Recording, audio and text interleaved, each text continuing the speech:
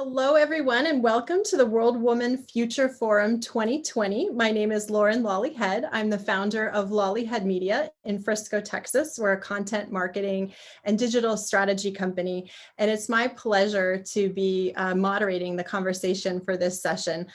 Before we get started, I want to make sure to invite you all to participate in the conversation. We've got hashtags related to the event down here on the screen, and you're also welcome to tag the @WorldWomanFund in your conversations as well. It's a great way to connect not only with the speakers throughout the conference, but also with each other and the other attendees, and just to carry on that great dialogue.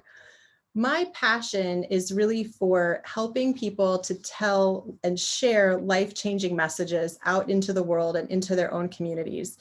And today I am joined with Professor Tamás Dávid-Barrett, who is going to help share with us some of those very ideas. He is an evolutionary behavioral scientist who's conducted research in 35 countries. He's joining us today from Hungary.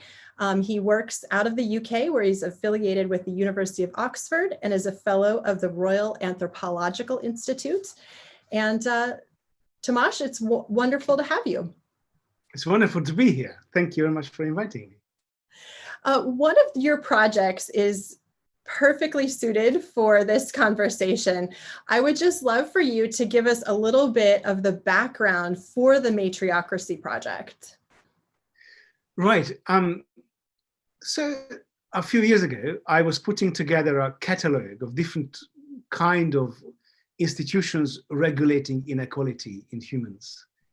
So this is inequality is a very interesting thing because we are, of course, an ape species, and we have at least 3 different genetically inherited social behaviors that regulate inequality.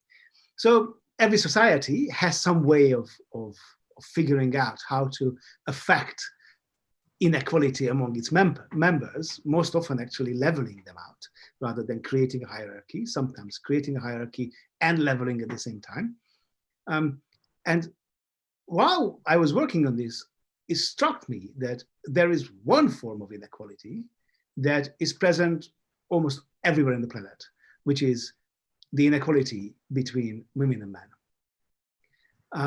And I started to think about this, and there is actually a subject, a discipline, gender studies, that is dealing with this question and is providing an answer to the question of why societies are different in their behavioral rules between women and men, and why societies change. So there's a geographical difference and there's a temporal difference in the rule set. And it really interested me, and I realized, my science could possibly, maybe, offer a view on this as well. So I started to deal with this. The book, which is now going to hopefully at one point going to be published. So I started to work on this almost 5 years ago, 4.5 years ago, and 2 years before the Me Too movement. And it was partially so slow because my mind just haven't got around it. But now I think maybe we are there. Well, we are nearing to be there. Well, I had an opportunity to read the introduction to the book, and it's so fascinating.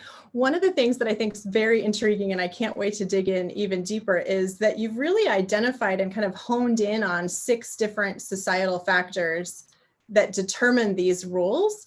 And I was wondering, you've done a whole book, so it's difficult to dig into all 6, but I wonder if you could just sort of share with us at a high level, what are those factors and how did you hone in on them? Sure. So the 6 factors are 4 are ecological factors and 2 are societal factors. And the way to approach it is that, I study humans, but I study humans as an ape species. Sometimes actually I do other apes. And as apes, we are affected by the traits of the ecosystem around us. And so I thought, right, okay, so what do we know about the interaction between the social organization and the ecosystem?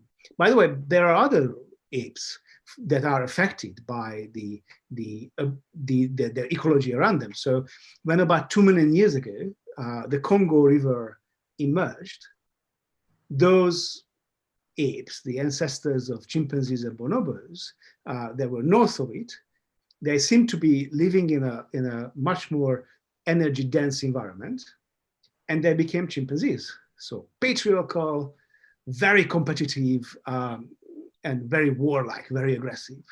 And those south of the river Congo, less food and differently distributed food. So they became matriarchal. They are the bonobos, and they became matriarchal. So they're held together by not aggression, but play and sex. And they are much more leveled. And when they meet a neighbor, rather than killing them, they're going to play and have sex with them. So that very different social organization. One is a super patriarchal, the other is super matriarchal. It seems came about from an ecological difference. So anyway, okay, I'm getting down to the 6 factors. So the first factor is the distribution of the resources that we live in. So when the resources that we use differ among themselves, then, and you have a group of apes in a particular social organization, well, we have a multi-male, multi-female, pair bonded. This would be an ape, primatologist description for our primate species social organization. So multi-male, reproductive age males, multi-female, a lot of reproductive age females with a dominant pair bond network among them. So when you have this species, so you will have a bunch of males and a bunch of females, then it pays for the group that you would use the more disposable sex for going for the difficult to find, difficult to access, and dangerous resources. And the sex that is likely to be pregnant or breastfeeding and have kids on them, use the easier to find, easier to access, and less dangerous resources. By the way, just a little footnote. I'm going to be assuming a heterosexual dominant, but this is not this heteronormativity has nothing to do with my approach. It's just easier to explain. So sex and gender not overlapping. So, and if you look at hunter-gatherer societies, what you see is that indeed those resources that are difficult to find, difficult to access, and dangerous, like seals in the north, they are going to be, or whales, they are going to be always hunted by men. And those resources that are easy to find, easy to access, and safe, they are being collected, not entirely, but almost entirely by women. So there is the distribution of resources, and these characteristic resources will determine the division of labor. And every hunter-gatherer society, which is our natural state. Just think about it for a second. So we are actually, most of us are extinct in the wild. Yeah. Those hunter-gatherers who live in the wild, they live still in the natural habitat of our species. So every one of them, every hunter-gatherer culture, without an exception, has a division of labor among the sexes. But these two extremes, although they're present in every hunter-gatherer culture, the in-between bit is not characteristic.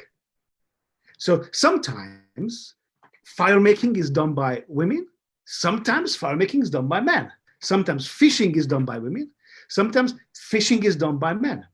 So there's this really interesting process that it seems that in the middle there's also a sex-based specialization, but it is not characteristic among hunter-gatherer societies. Mm-hmm. Which sexes will get special. A lot of variation in that, exactly. So it seems that there are at least 2 different processes are going on. But before I get to that, just point this out that these hunter-gatherer societies are all gender equal. So the only exceptions for hunter-gatherer societies that are not gender equal are special cases. We understand why. Yeah, but all the plain vanilla hunter-gatherer societies are gender equal and still have division of labor. And it seems there are two different processes going on. One is this, which characteristics of the resources you want to go for, and the other one, most likely, is that you want to be specialized in some parts of the resources and the tasks that your romantic partner in a plain vanilla heterosexual setting is not going to be specialized. It's a compatibility issue. So it seems that these two processes are going on, and one of them is about the division of labor and distribution of labor. And if you look at the residence pattern of hunter-gatherers, which means who goes, whether the women leave the parents' family and live with the man's family, or the men leave and live with the women's family, which is the characteristic, whether you are local or matrilocal. In hunter-gatherers, all mixed up. There's no dominant pattern, which is an evidence, again, for that all of them are leveled. So distribution of the resources out there then determines at the same time, the specialization of labor, but it also goes together with a fully leveled societies. These are all leveled in terms of social hierarchy, general, but leveled between the sexes. And then this changed when suddenly there was stability, which is the second characteristic. When there was stability in the resources out there.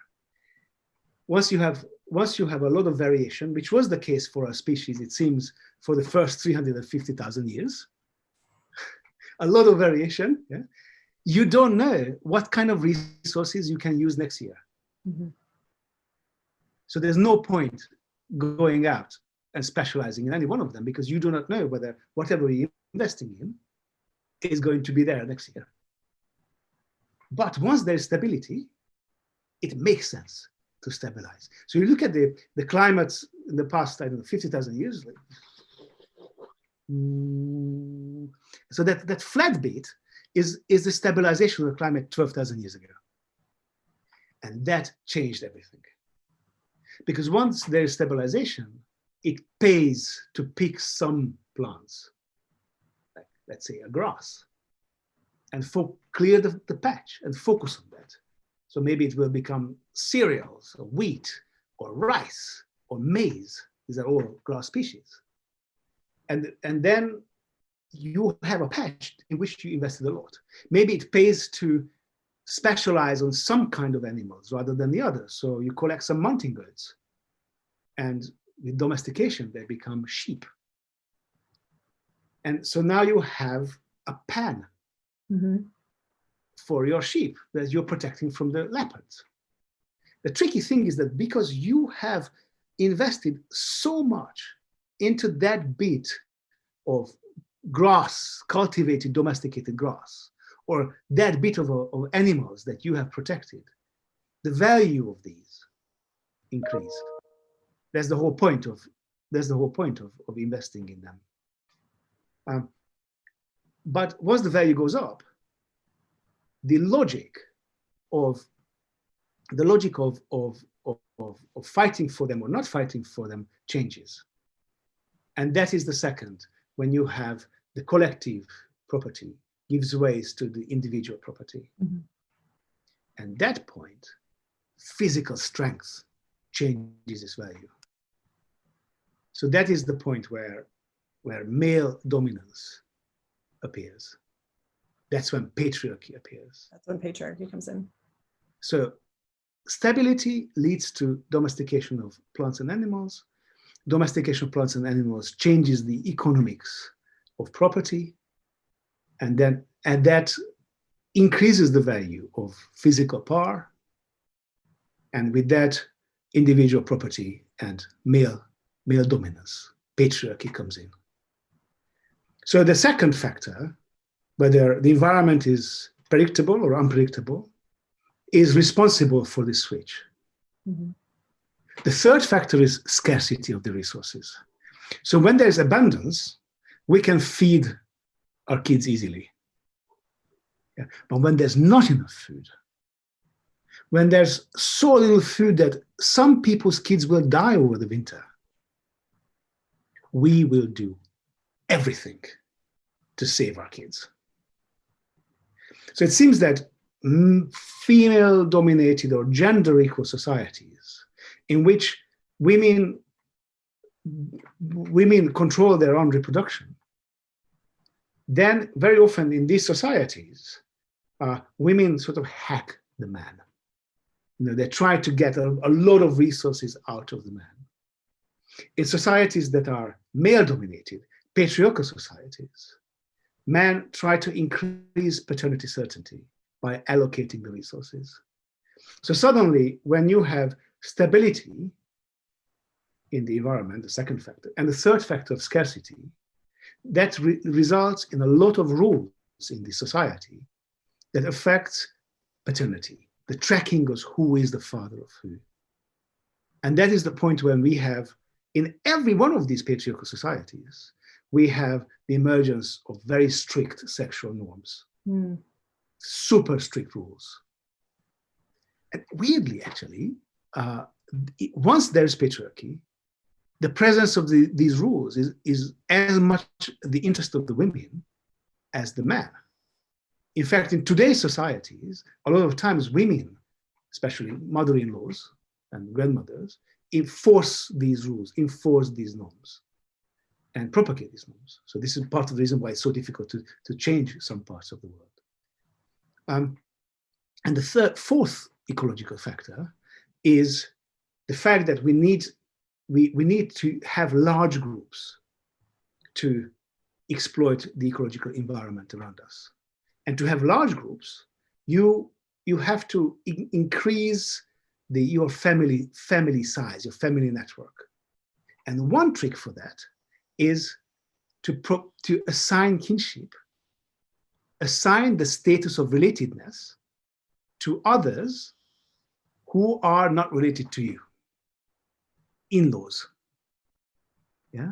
Mm-hmm. Imagine, if you are pairing up with someone, that person's sibling and your sibling will regard each other as in-laws. Mm-hmm. Yeah? So an apple tree doesn't have this problem. Yeah? A chimpanzee doesn't have this problem. We have this problem. So suddenly a wedding becomes an event in which we completely reorganize the social network around us. So this need of large groups then creates a new set of rules, rules that will force couples that do not want to stay together. Marriage. Hunt together, people fall in love all the time. Mm-hmm. And two people who are madly in love with each other, we do not need to tell them that they will be together until they die. Yeah? Because they love each other. Yeah? We need to tell them if they don't want to stay together. And we tell them when we need to have stability for these large groups to exploit the environment. So there's the fourth factor, the exploitability, the fact that we need large groups.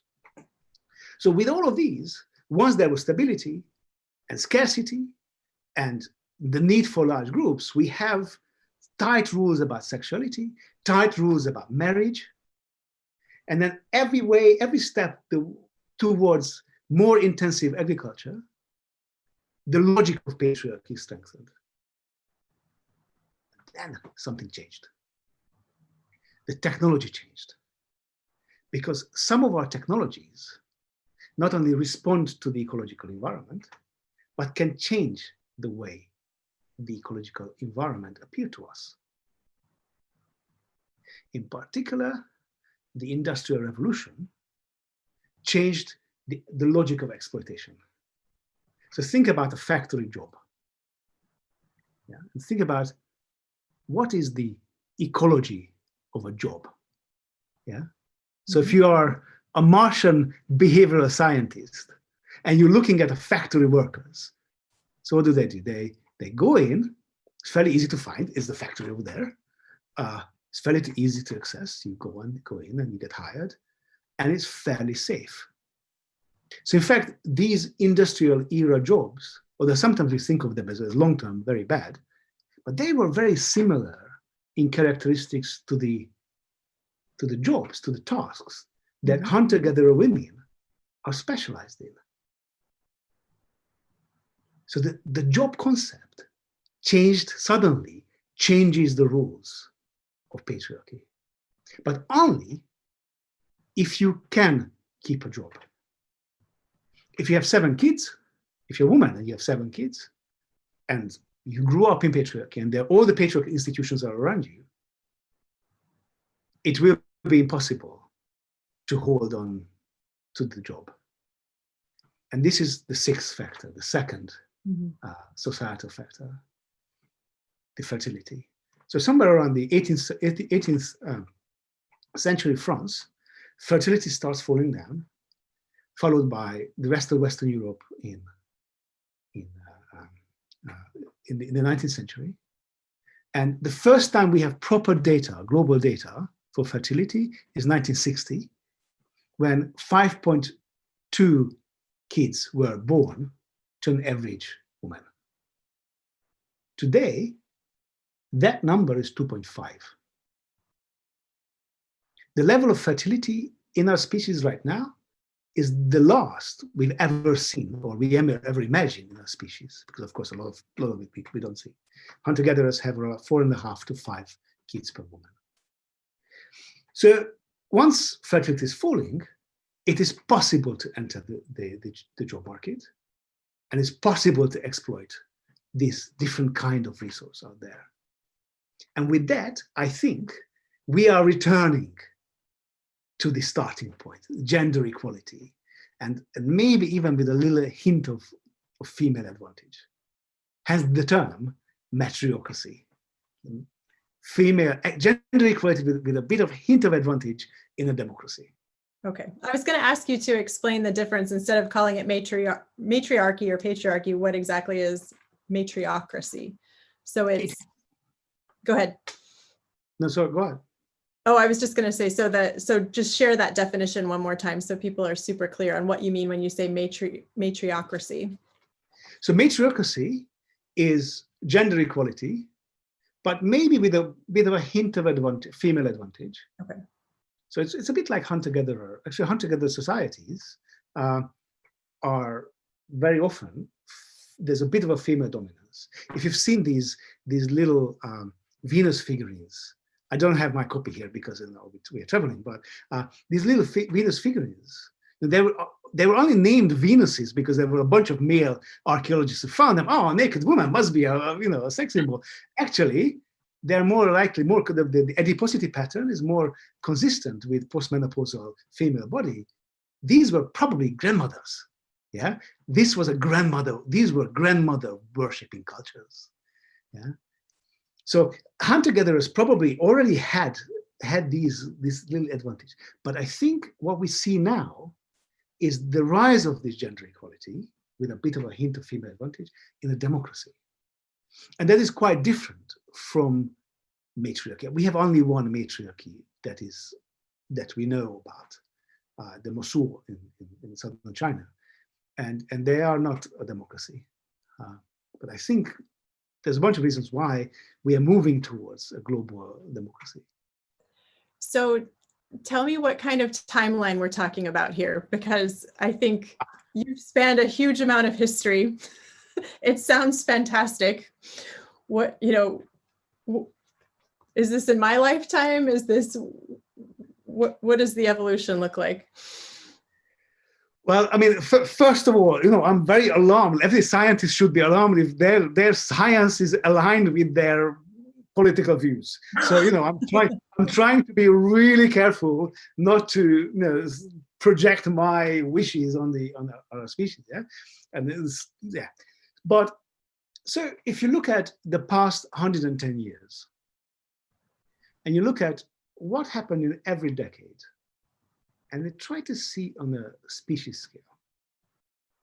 Every decade you can pick up some bits in which women's rights got worse, and a lot in which women's rights got better. So you can decade by decade by decade. which is true for the decades between 2010 and 2020. We are perceiving these small steps back, but actually we have giant leaps forward, including the global demolition of male-dominated sexual contact. I think the Me Too movement falls under that. But it's not only for the bit of the world where the Me Too movement is very present, other bits of the world as well, where rape has been not only legally, but in practice, getting outlawed. It's still there, but it's getting weaker and weaker. When you look at your work, one of the things that I find so intriguing about it is how multidisciplinary your approach is to the way that you think about problems before you start tackling them, and it just becomes very multidimensional. I think that makes it so rich and interesting. How do you desire the work that you're doing on this project in particular to be used by people who are then reading it when the book comes out, or as they're kind of working with you? Where do you like to see that go?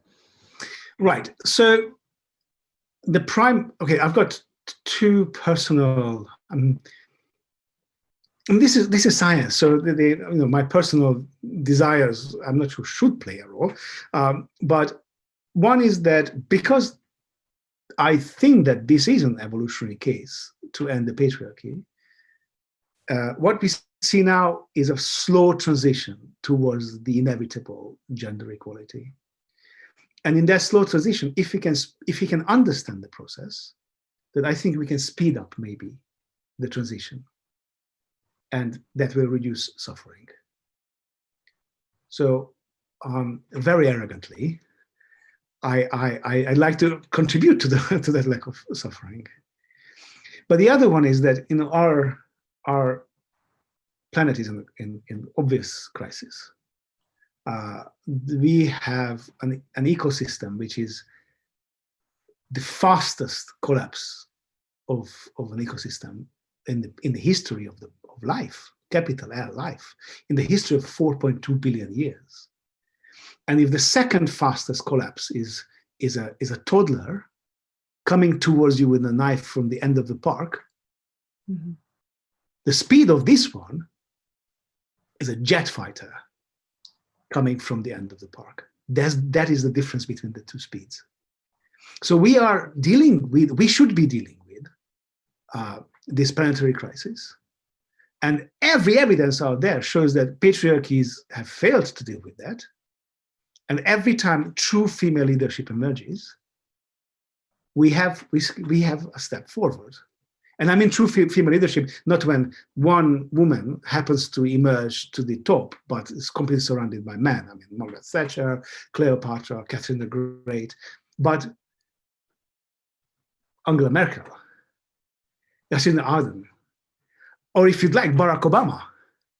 Yeah, I mean, you don't have to be a woman to be a feminine leader. Yeah, they have the feminine leadership, the Trudeau. Yeah? There are male feminine leaders and a lot of increasingly female leaders. Yeah, so I think that we are moving towards sorting out the planet, or have a chance to sort out the planet with this. Do you believe this? I'm not sure whether from your face whether. What do you think?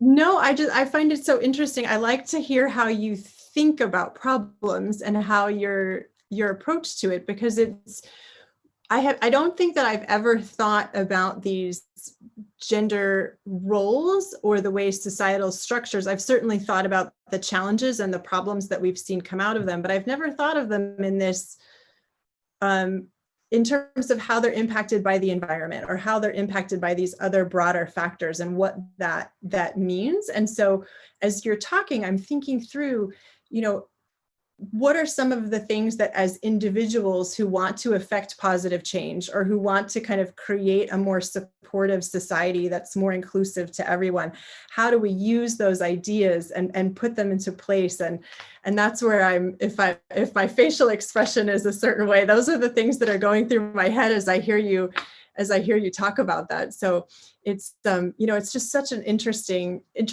field of work and way of looking at the world today. So I appreciate you sharing it. Yeah, I'm super happy that I can share. I think it's really engaging with this alternative explanation. Actually, it's not even different to gender studies explanation. I think it's one layer down. So I think this approach completely recognizes the power plays, the role of institutions, of culture. But I think there's a layer under it, which is a behavioral layer, and it can somewhat change the argument, somewhat affect. So for instance, one of the outcomes is that with this approach, we understand a little better why boardrooms or cabinets work differently when there's a certain number of women on average, not 100%, but on average. Sure. Because it changes the behavioral logic. Yeah? So gender studies very often just takes that. Look, there is a switch, and then we can have a quota debate or not. But with the behavioral science under it, we can say, all right, this is the particle dynamics that is happening there, and this is why we see a change. So yes. Yeah, that's so interesting, and I think that's a different way of looking at some of those. I've spent a lot of time talking to people about the improved outcomes that we see within particularly business organizations when you have a more inclusive team working on a problem. And we see that, again, not always, but on the whole, the performance with a more diverse and inclusive process ends up being a better business outcome. And so that kind of just makes the business case for diversity and inclusion initiatives and having, women and people of color and just all sorts of ideas around the table. But this is an interesting talk about how that really also changes the cultural behaviors within those organizations, I would assume. And that's really what's helping to drive those outcomes, is what I'm hearing you say, if I'm getting that right. Yeah, we agree. I agree with you. What was it that made you think that this was a topic that was so worthy of your time? Because you have a lot of other interests as well. Like, what was it that really sort of sparked? Was there a moment or a particular piece of your work that? I was raised by very strong women. Sorry, say that again.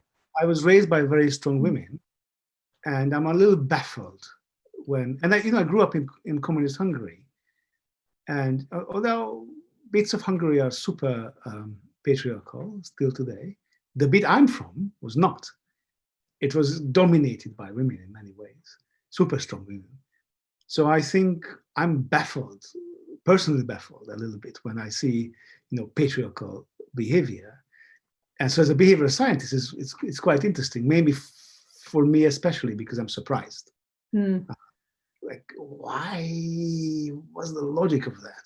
So it's super interesting to look at that. But also the inequality between women and men is quite a different question than, say, ethnic inequality. Because a predominantly heterosexual society, which is what these societies are, have, women and men will be mixed up all the time. You can't do the kind of segregation that you can do, say, on physiological features or names or any kind of other markers of group. So it's a really interesting interaction. And a lot of competition is actually within the sexes in humans as well. So you can have female intersex competition, male intersex competition. So a super complicated scientific question of, okay, how does this really work? What is really happening here in terms of inequality regulation? And of course, once you see some hunter-gatherers, hunter-gatherers are leveled. This is all of these crazy societies here, just crazy. It makes no sense. So anyway, I think this is how I was personally getting closer to this. There is something that you asked earlier, and about the multidimensionality. So I used to be a macroeconomist. So and part of the reason I stopped being a macroeconomist is because I think we need to rethink the entire discipline. And I wanted to go back and understand the fundamental behavior.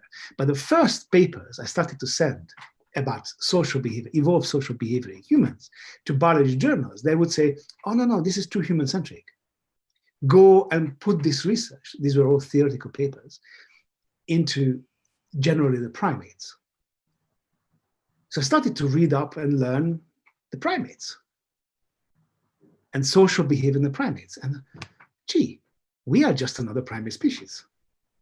It's not that different. We speak, okay, we have complex technologies, but it's not that different. I mean, I'm talking to you from a computer, but apart from the keyboard and I can move my fingers on this little metal-y thing on the top, I have no idea what's going inside. It can be a super complicated thing. For me, it's a language tool, essentially. Yeah.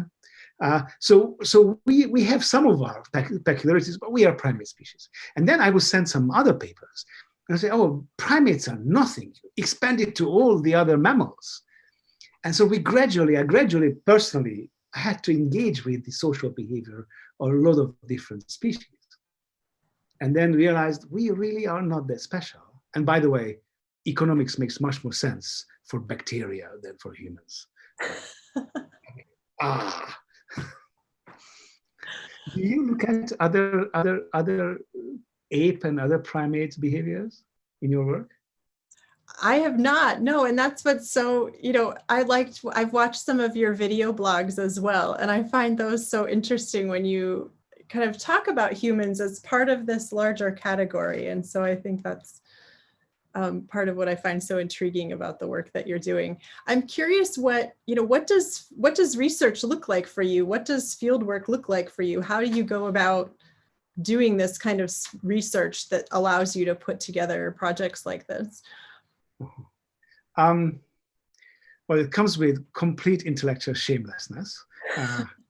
And so I do different kinds. So I do a lot of modeling. So I model the behaviors on the computer and then write mathematical papers. Then collect a lot of data from present day behavior from humans. And if we have the same social origin, a social behavioral origin, then we will have social behaviors that are human universals.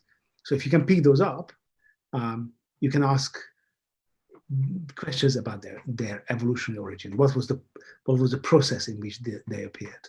And these can come from the way we speak, but also the fact that we cook, or what the interaction between bipedality and our social existence. So it's fairly wide things you can ask, and then sometimes interacting with actual cultures.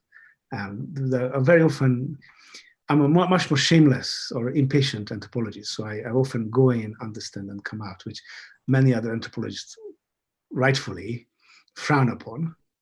But I have this very selfish pinpoint questions often. So yeah, that's what I do, and so I end up with this crazy set of models and questions. And that's so fascinating. Well, how can people connect with you to learn more? Tell them a little bit about your blog project. And so the book hopefully will be out maybe next year, and we have now a blog, not a video blog, a YouTube channel called Human Beast, where that I think that's what you mentioned. Yes.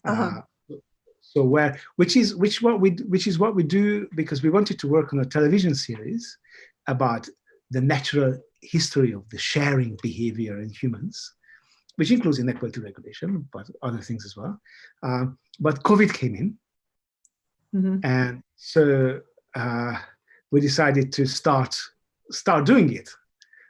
So we have this Human Beast YouTube channel where we are looking at a lot of different kinds of questions that appear to us now. So we had something on death rituals, and with the observation that COVID eliminated the possibility of going through a ritual when a loved one dies. And that leaves a space, a hole inside us. So we started to discuss, okay, what are the functions of death rituals for us? There are other species that grieve. Elephants grieve, all the large-brained, social, long-living animals grieve. But there's no other species that has death rituals. And so we looked at the different functions of death rituals. Then we've got one on the human zoo, observing that our cities are like organic zoos. and this idea that we lock ourselves up in the kind of cages, we stopped locking up other primates. Yeah? Yeah. You should not be keeping a chimpanzee or a bonobo in a small cage piled on top of each other. And that's what we do to ourselves. Mm-hmm. So that was very interesting. Then we had one on inclusion and exclusion, and how we have this drive to belong. We are born to belong, yeah. But at the same time, some cultures have hijacked our urge and tell us that the only way you can belong is by excluding others. Mm-hmm. Which you can de-hack yourself from this cultural hack, but you have to understand, a bit like with, I think, Matriocracy, that if we understand the process, if we understand why those factors result in the shift from gender equality to patriarchy, and from patriarchy to Matriocracy, we can speed up the process and de-hack ourselves. De-hack it. De-hack ourselves, yeah. So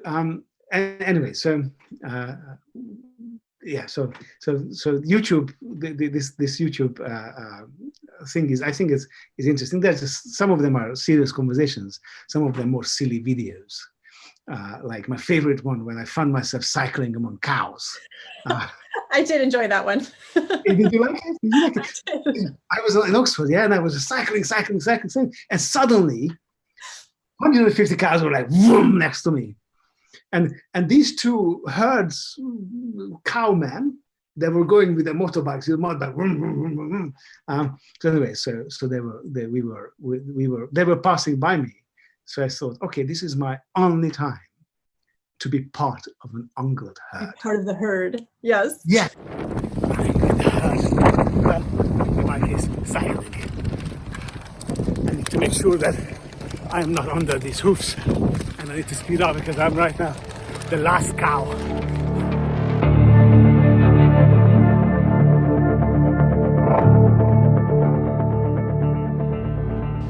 We humans are group-living apes. One of our specialties is that we live in very large groups. I always wondered what it's like not to be a primate, but an ungulate and live in a large group. And this morning, on my bicycle, cycling into Oxford, I had a chance of experiencing going with the herd.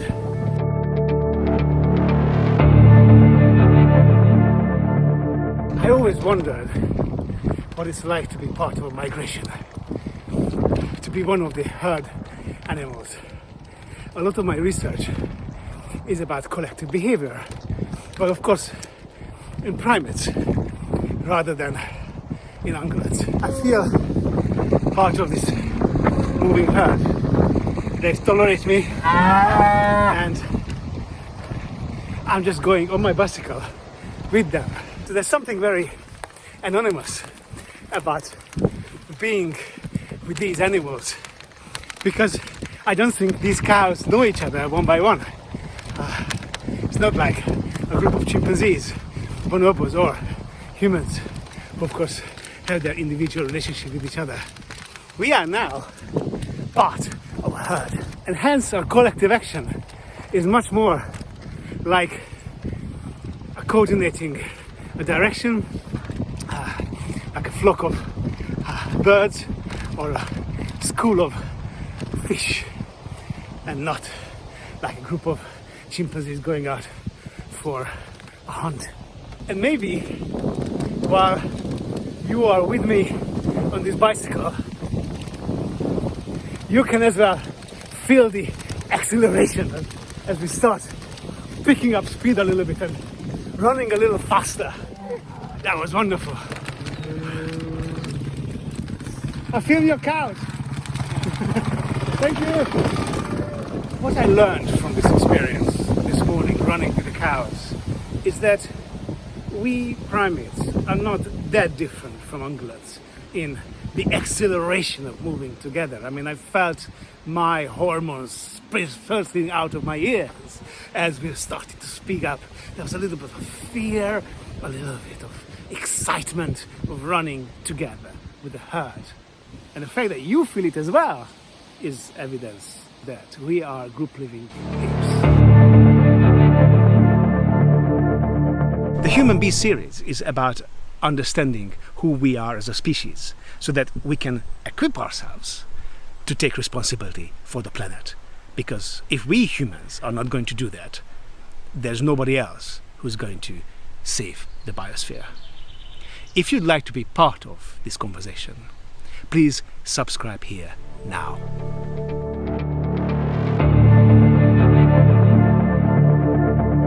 It's really cool.